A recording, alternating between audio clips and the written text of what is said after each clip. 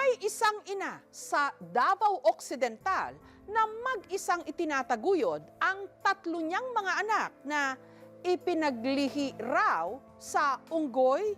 Pero ano ba talaga ang tunay nilang kondisyon? Sa kaibuturan ng bundok na ito, sa liblib na bayan ng Santa Maria sa Davao Occidental,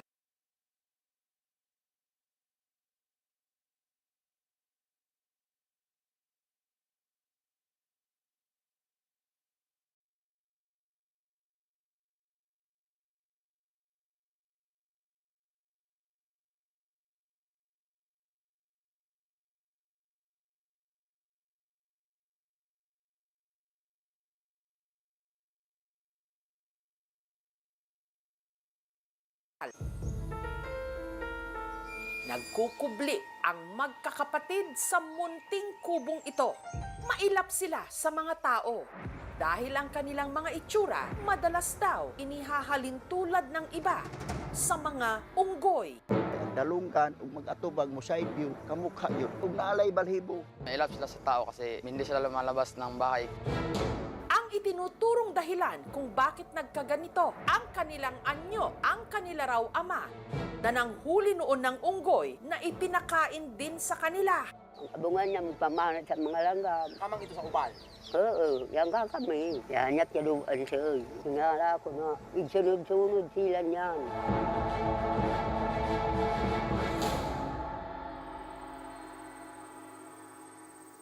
Bago marating ang kanilang sityo, kailangang bagtasin ang mahabang daan na ito na dinadaluyan ng tubig mula sa bundok. Sumakay sa habal-habal o skylab ng mahigit 1 oras, paakyat sa mga matatarik at madudulas na daan.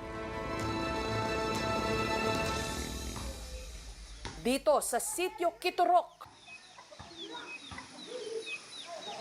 nakilala namin ang 84 anyos na byuda na si Nanay Ining.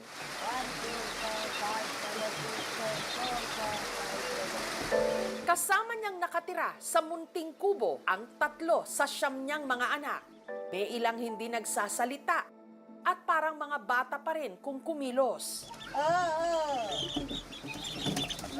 Hindi po ba Kapansin-pansing maliit ang kanilang mga ulo, malaki ang bibig at mga tenga, at bahagyang nakaumbok ang noo. Tanging mga palayaw lang ang meron sila. Wala silang mga opisyal na dokumento. Hindi rehistrado, walang mga birth certificate, kaya hindi rin nila alam ang kanilang mga eksaktong edad.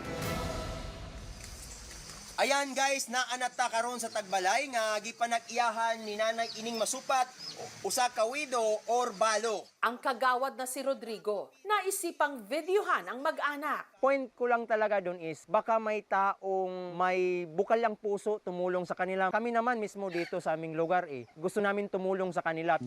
Pero sa sitwasyon din namin, mahirap kami dito sa bukid. Ining, paalang nga, asin ni basi walay panihapon adun. Or kunala pamahaw, gamita pa mayo ini. Niya, nawata pa na.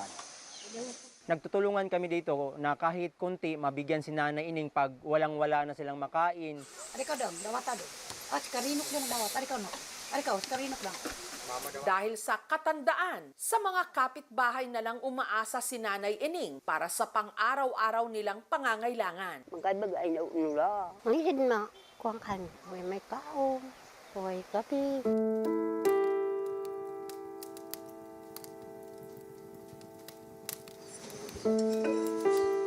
Ay, kabangan na yung ay, lakot. Magkabagay na.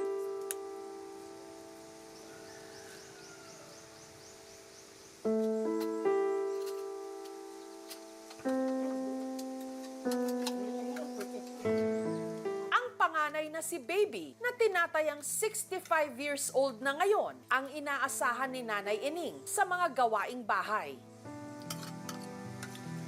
Si Idang na tinataya namang 50 years old na ang masayahin sa kanilang 3. Habang si Carino na nasa 43 years old hindi nakakapagsalita.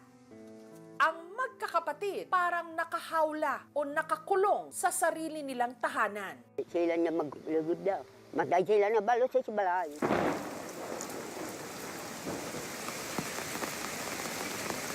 Lumalabas lang daw ang mga ito kapag maghahanap ng makakain. Unsa to? Shampoo? At kapag maliligo. Namadyaman niya pag-isip kanilan. Niya tingala kuhanin na yan masinya niya kanilang kinabuhi. Dati raw nakatira sa tuktok ng bundok na ito ang mag-anak, pero minabuti nilang lumayo para makaiwas sa mga nanunukso. Kaya ano tao, kapaikulan sila. Hanggang taong 2022, inalok di umano silang lumipat sa lupa na donasyon ng lokal na pamahalaan. Nagagad man kami ni Kuwan. May baligya ka na meron paaw na daya sa ba. Ang baligya ang datay mo. Kaliso. Ang ibang anak ni Nanay Ining bumukod na at may sarili ng mga pamilya. Ang pangwalong anak niyang si Piang, binibisita sila minsan para dalhan sila ng pagkain. Ay na sila maglibog kung saan akong pagbuhi sa ilaha. Kay kanang asa ko manguha og pagpagkaon nila sa silahang tulo o upat. Sayang kasabang ko sa akong bana nga mangutang ko sa tindahan ana. Ihilak na ako tagok unsa akong pag diskarte sa ilang makina buhi, ma'am.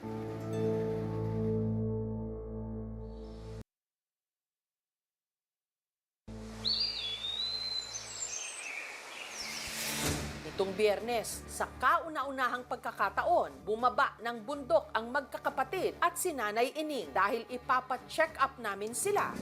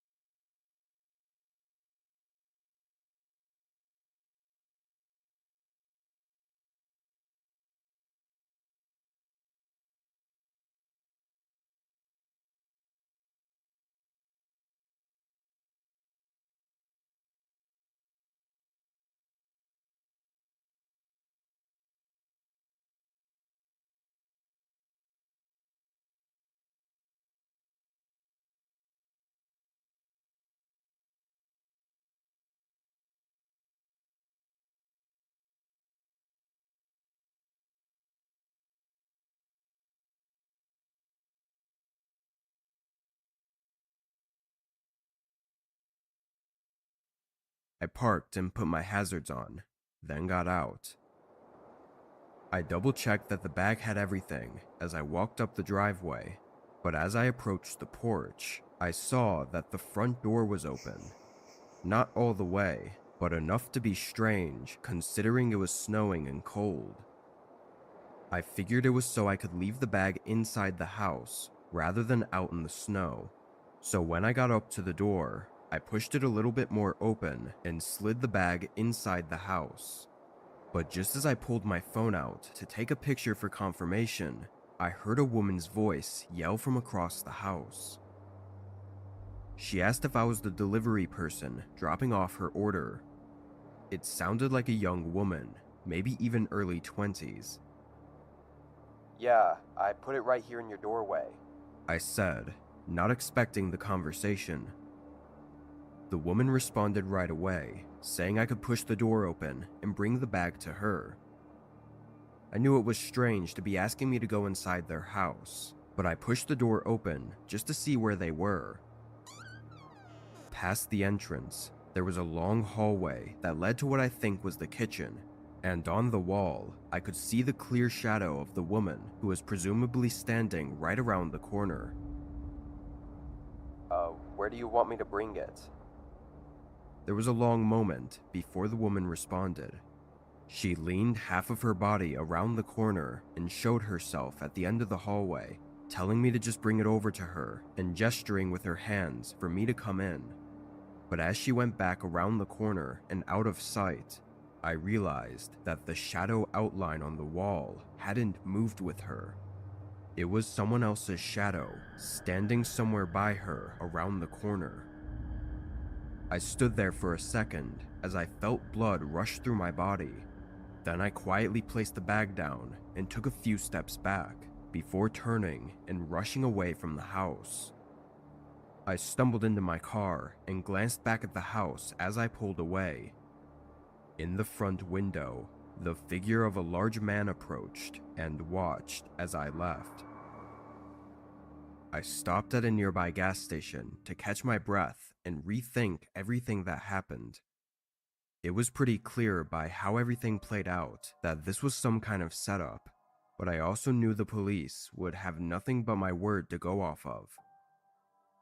I did end up reporting it, but when they went to the house to ask the woman about what happened, she denied that anyone else was there and denied the officers access to search the home for anyone else. So, like I said, the police were unable to do anything at the time. What the woman and the man were trying to do by getting me inside their house is unknown, and I can only imagine that I wouldn't be here right now if I had gone inside without thinking twice.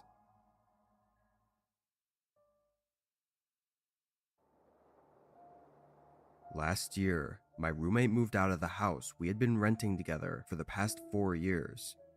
By then, both of us had gotten better jobs and were getting paid more, and the house we had wasn't the best, so it was only a matter of time before one of us moved out to get their own place. After he moved though, I was able to use more of the space in the house and actually just decided to stay there for another year or two. This happened during this time in early December. Our area was going through a week of some pretty bad snowstorms, and the office I worked at allowed us to work from home for a few days if we wanted to. Obviously, I chose to take the offer. I used my old roommate's bedroom as an office and worked throughout the day, but at one point while I was working, there was a knock at the front door. I left the room and checked who it was. There was a man on the porch in a heavy winter jacket. He didn't seem to be a worker or delivery person of any kind, just some regular guy. I opened the door, getting hit by a rush of snow and wind. "How can I help you?" The man smiled and apologized for interrupting my day, then explained his situation. He said his car got stuck in the snow right on the side of the road next to my house, and he didn't have a phone on him, so he asked if he could borrow mine. Obviously skeptical, I told him to give me a minute, then I closed the door and went to the other side of the house. I looked out the window at the road he was supposedly stuck on.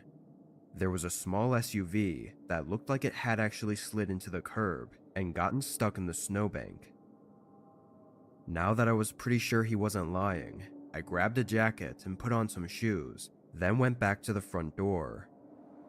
I was still a bit skeptical, but I stood on the porch with him as he used my phone to call his brother, just so that if he did try to run with my phone or anything, I could chase after him or prevent him from leaving. After a quick call though, the man handed my phone back and thanked me, then walked away. I went inside and checked the window, seeing the man getting in his car. Thinking everything was settled now, I went back to the office and started working again. Around 7, I felt like I'd done enough for the day and took the rest of the night off. It was then that I remembered about the man and his car and went to check on it, but I was surprised to see that the car was still there, and I could see the man moving around inside. It had been almost 3 hours by then, which made me wonder how he was still there. Maybe he was waiting for his brother to get off of work and pick him up. I didn't know, but I went to the kitchen and made some dinner, then sat on the couch to watch TV. I stayed up until about 9:30, then went upstairs to shower and get ready for bed. I turned the water on and got in the shower, but a few minutes in, there was an abrupt and sudden banging on the front door. It was loud and harsh, completely jump-scaring me and putting me in a fear-induced frozen state for a moment. The banging was so loud, it was shaking the walls, and even across the entire house, I could hear that it was coming from the front door. They were hitting it non-stop, and I could even hear them aggressively shaking the door handle. It was such a sudden burst of chaos that it was hard for me to know what to do. I turned off the shower and quickly got dressed, but as I left my room and walked down the upstairs hallway, everything stopped. It was just silent, no more sounds at all. I stopped in place, hearing only the wind from outside and feeling the eeriness set in, before I slowly walked downstairs and up to the front door. Nobody was there anymore. I quickly ran to the window, seeing that the car was still there, but the man was not inside of it. Not knowing what to make of any of it, I called the police. When they came, they noticed multiple sets of shoe prints in the snow, but they were covered up by the storm soon after. They took the license plate of the car though and found a picture of the